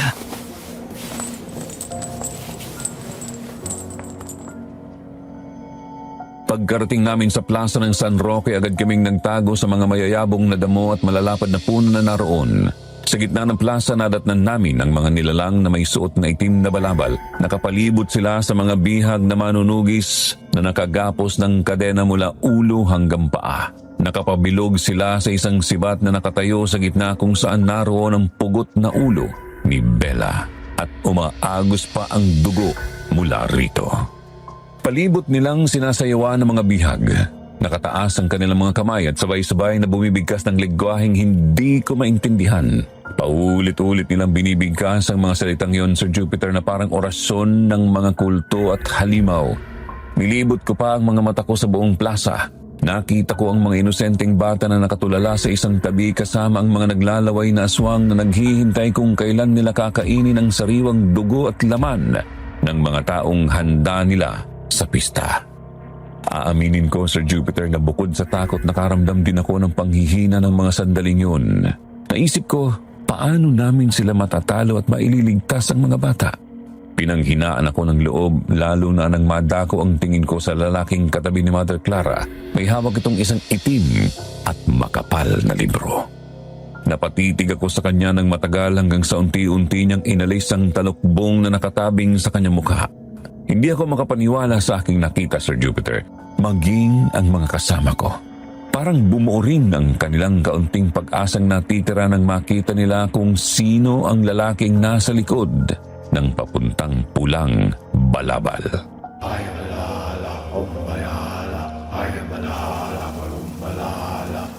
Lolo! Hindi! Ang asawa ko! Juanito! Bakit? Bakit mo ginawa ito? Kinagtaksilan tayo ng pinuno. Tinalikuran niya ang lahi nating mga manunugis, Lola Marcelina. Hindi. Tapat na manunugis ang Lolo Juanito ko. Hindi niya magagawa yan. Mahal niya kami ng Lola Marcelina. Hindi niya ipagpapalit ang buong lahi natin sa mga halimaw na yan. Nagawa niya na, Amara. Tingnan mo ang mga kalahi nating buo ang tiwalang binigay sa kanya. Sa tingin mo, bakit sila napunta sa ganyang sitwasyon na? At kung bakit ilang manunugis na ang sinugo para hanapin siya, kung wala naman iisang bumalik. Dahil ang pinunong sinundan nila ay pinagkanulo sila sa mga halimaw. Hindi mga aswang ang misyong dapat niyang tapusin. Kung hindi, tayong manunugis. Hindi Marcos. Bawiin mo ang sinabi mo. Matagal namin siyang hinintay ni Lola na bumalik sa amin kahit marami nagsasabi na wala na siya. Umasa pa rin kami. Hindi na siya babalik, Amara. Dahil dito sa baryong to, matatapos ang lahat. Tama na! Tama na! Kahit tagal kong hinintay na makita ko siyang muli, pero hindi sa ganitong paraan. Ngayon ko naisip ang lahat ng mga katanungan at sagot na matagal ko nang hinahanap at hinihintay. Sa loob ng 10 taon, ito ang misyong pinagplanuhan niya ng matagal. Ang pistang ito ay hindi para sa mga bisita, kundi para sa ating mga manunugis. Hindi niya matapos-tapos ang misyon na yon dahil hindi niya pa tayo natitipong lahat. Ito ang totoong misyon niya na sinasabi niyang tapusin na ang lahat. Nagustuhan niyo bang inihanda naming pista para sa inyo, Marcelina? Sayang, wala na si Bella. Hindi niya na maririnig ang sagot mo. Tapos na ang oras ng pagbisita, Marcelina. At kailangan niyong maparusahan. Juanito, umpisahan mo na ang ritual. Dahil narito na ang mga matagal na nating hinihintay na panauhin. Wala na yatang sasakit pa sa nakita kong pagkabigo sa mukha ng Lola Marcelina ko, Sir Jupiter. Nang marinig niya mismo kay Mother Clara ang pangalan ng lolo ko na ang lalaking yun ay si Lolo Juanito nga. Sa galit at sakit na bumabalot sa akin, mabilis kong sinugod si Mother Clara gamit ang aking punyal. Pero nasa laglang niya ang atake ko. At sa ginawa kong yun, parang naging hudyat na rin para mangsisugod sa akin ng iba pang mga halimaw. Nakita ko si Marcos na nakikipaglaban na rin sa kanila. Samantala ang Lola Marcelina ko ay tinahak ang direksyon papunta kay Lolo Juanito na nagsisimula na sa kanyang orasyon. Isang orasyon, ang layunin ay tipunin kami at ialay sa mga aswang. Hindi ko ininda ang pagod at sakit ng aking katawan, Sir Jupiter, habang patuloy akong nakikipaglaban. Kung may misyong gusto silang tapusin, may misyon naman akong sisirain ang lahat ng yun. Marcos! Sa likod mo! Hindi natin kakayanin, Amara. Masyado silang marami. Ubus na mga palasuko. Ubus na rin ang mga balang binigay sa akin ni Lola. At tanging itong punyal na lang ang gamit kong panlaban. Marami pa sila, Amara. Hindi tayo pwedeng mapagod. Maghiwalay tayo. Susubukan kong iligtas sa mga bata. Sige, harangan ko sila hanggang sa ligtas ka makarating sa mga bata. Sige na, Amara. Ako nang bahala rito. Iligtas mo sila. Oo, mag-iingat ka, Marcos. Ikaw rin, Amara. Lalabas pa tayo ng buhay sa lugar na to. Sa huling sulyap, tango at ngiti ni Marcos sa akin sa unang pagkakataon ay agad na akong kumilos papunta sa mga bata. At sa bawat halimaw na humarang sa daan ko, wala akong pag-aalinlangan na isinasak ang dibdib at hiniwa ang kanilang mga leeg. Aminin ko, Sir Jupiter, ramdam ko na ang pagod at panghihina ng katawan, pero sa tuwing nakikita ko ang takot sa mga mata ng mga bata, naririnig ko ang kanilang iyak at sigaw na humihingi ng tulong. Nagkakaroon ako ng lakas ng loob para magpatuloy sa laban. Kailangan ko silang mailabas sa baryong ito. Kailangan kong tuparin ang pangako ko kay Bella. Pero habang papalapit ako sa kanila, lalo namang dumarami ang mga kalabang sumusugod. Hindi lang sa akin, kundi pati na rin kay Marcos. Bakas sa mukha naming pareho ang pagod, takot at pangamba na baka hanggang dito na lang kami. Konti na lang. Malapit na ako. Kaya mo yan, Amara. Para sa mga bata. Kay Bella. Sa lahing manunugis. At sa mga inosenteng buhay na nawala. Dapin niyo si Amara! Siya ang pinakamahalagang sangkap na kukumpleto sa ating ritual. Huwag mong pakialaman ang apo ko, Clara! Mahinig ka! Matagal na naming pinaghandaan ang araw na to, Marcelina. Ang tipunin kayong mga manunugis gamit ang purong dugo ni Amara na may basbas at kapangyarihan ng lahi ninyo. Dahil mas lalo kaming lalakas at hindi na kailanman matatapos pa ang lahi naming mga suwang. Amara! Tangina! Layuan niyo siya! Kayo dapat ang hindi nabubuhay sa mundong to! Marcos! Lola! Apo ko! Amara! Bitawan mo ko! Dito! Kasalanan mo ang lahat ng ito! Ang sabi mo, puprotektahan natin ang apo natin kahit anong mangyari. Pero anong ginagawa mo? Lalo mo lang siyang dinala sa kapahamakan. Pinagtatsalan mo pa ang mga kalahi natin. Mas pinili mo pa ang mga halimaw na yan kesa sa amin. Libat ito na ang matagal natin gusto, Marcelina. Ang matapos na ang lahat. At si Amara, wala akong kilalang Amara. Sino ka? Hindi ikaw si Juanito. Hindi siya kailanman magtataksil sa mga manunugis. At si Amara, hindi. Nasaan ang asawa ko? Mga angal!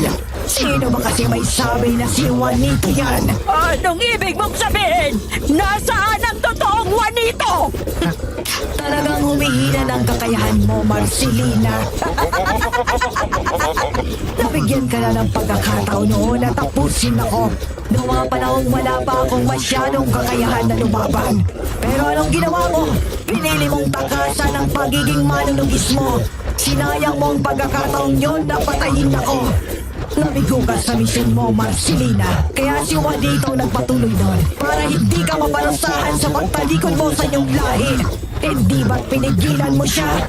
Pero dahil gusto ka niyang iligtas at ang apo niyo, ay buhay niya ang naging kapalit.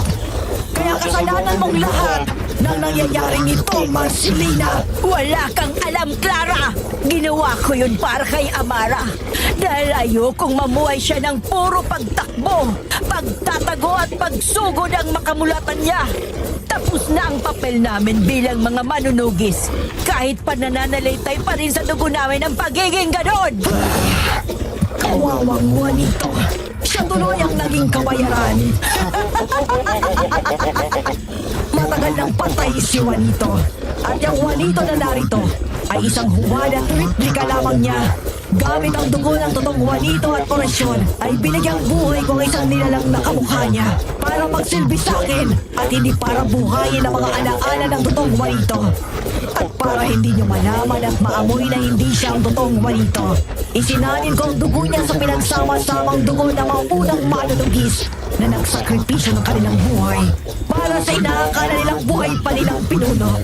Buo ang tiwala nilang kasama nila sa misyong tapusin kami ng pinuno nila. Pero ang hindi nila alam ay silang dapat tapusin para sa lahi naming mga aswang. Maligayang pista, Marcelina! Kahit hirap na hirap ako dahil sa malalim na sugat sa aking likuran mula kuko ng halimaw, pinilit kong gumapang para abutin ang punyal na tumalsik malapit sa huwad na Juanito. Nang mahawakan ko ito, bigla kong nakita kung paano nagliwanag ang mga nakaukit na marka sa patalim at sa isang iglap, biglang bumalik sa akin ang mga salitang binitiwan ng aking lolo bago niya kami iwan para sa kanyang huling misyon. Parang kahapon lang nung mangyari ang lahat ng yun, Sir Jupiter. Ingatan mo ang punyal na ito, Apo. Magagamit mo yan sa takdang panahon. Lo, huwag na po kayong tumuloy. Huwag niyo na kaming iwan ni Lola Marcelina. Tandaan mo, Amara, para sa inyo ang ginagawa kong ito. Ayokong mapahama kayo at gusto kong mabuhay kayo ng malayo sa takot at panganib. Kaya kung hindi man ako makabalik sa inyo ng Lola Marcelina mo, at dumating ang araw na magkita tayo sa ibang panahon at biglang umilaw ang mga marka sa punyal, huwag kang mag-alinlangang gamitin sa akin ito, Amara. Pero bakit po, Lolo? Dahil kung ako yon, makikilala ako ng punyal. Pero kapag hindi umilaw ang punyal, kalmado ito. Ang ibig sabihin ay nasa tamang tao at nasa kamay ito ng tunay na nagmamay-ari sa kanya. Huwag mong kalilimutan yon, Amara. Opo, Lolo. Tatandaan ko po ang bilin niya. Sapat na ang aking narinig para maalala ko ang mga salitang iniwan sa akin ng lolo Juanito ko bago sa tuluyang mawala. Gamit ang natitirang lakas na meron ako, mahigpit kong hinawakan ng punyal. Dahan-dahan akong tumayo kahit nanginginig ang mga tuhod ko. Saka ko ito mabilis na iniumang sa likod ng huwad na si Juanito at sinigurong tatagos ang patalim sa kanyang dibdib. Narinig ko pang sigaw ng halimaw na si Clara bago niya ako salakayin, pero sa isang iglap, mabilis ding kumilos si Marcos.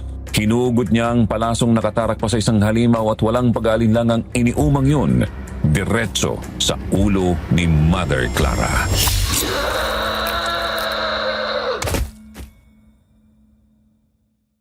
Kasabay ng unti-unting pagkasunog at pagiging abo ni Mother Clara at ng huwad na si Juanito, naglaho ang mga nakakatakot na ingay. Isa-isang nawala ang mga halimaw sa paligid, tanging iyak at daing na lang ng mga nakaligtas na bata at mga manunugis ang umalingaw-ngaw sa buong lugar. Natapos na, Sir Jupiter. Natapos na rin ang pista sa baryo ng San Roque.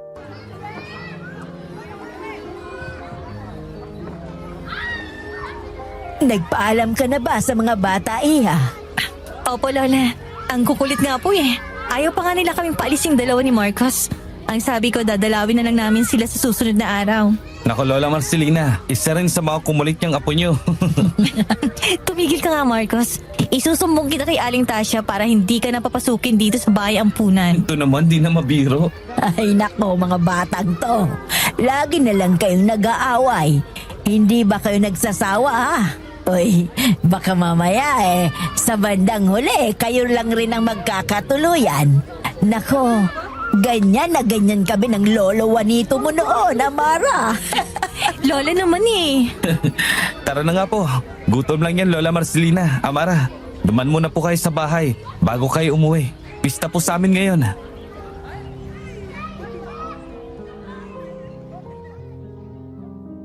Parang kailan lang nangyari ang lahat ng yun sa buhay namin ng Lola Marcelina ko, Sir Jupiter.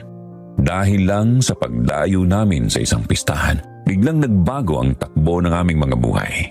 Hanggang ngayon, hindi ko pa rin makalimutan ang huling salita na narinig ko bago tuluyang naging abo ang katawan ng huwad na Juanito noon. Salamat sa pagpapalaya mo sa akin, Amara. Mga salitang nakatatak na sa puso at isipan ko dahil pakiramdam ko ng mga oras na yun ay ang tunay na lolo Juanito ko ang nakausap ko. Tahimik at payapa na ang buhay namin ngayon. Natupad ko na ang pangako ko kay Bella, Sir Jupiter. Nasa maayos ng kalagayan ng mga batang sunod-sunuran noon, kung saan ngayon malaya na nilang nagagawa ang kanilang gusto bilang mga bata. Wala nang takot at pangamba na pumipigil sa kanila sa bagong buhay na binigay sa amin.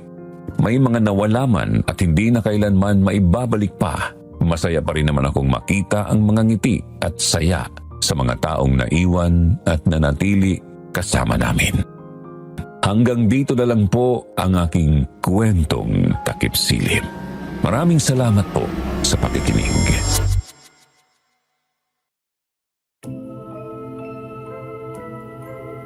Isang kwento na tungkol sa pagmamahal, katapatan at katapangan ang pinakita ng ating sender. Isang kwento na sinubo kung hanggang saan ang kaya mong gawing sakripisyo para sa mga mahal mo sa buhay. Kung meron man po kayong gustong ibahagi ng mga opinyon ninyo tungkol sa kwento ni Amara, pwede po ninyong ilapag dito sa ating comment section. Huwag rin pong kalimutang i-like, i-share at i-subscribe ang Kwentong Takip Silim at ang iba pa naming channel para sa mas marami pang kwento ng kababalaghan at misteryo. Maraming salamat.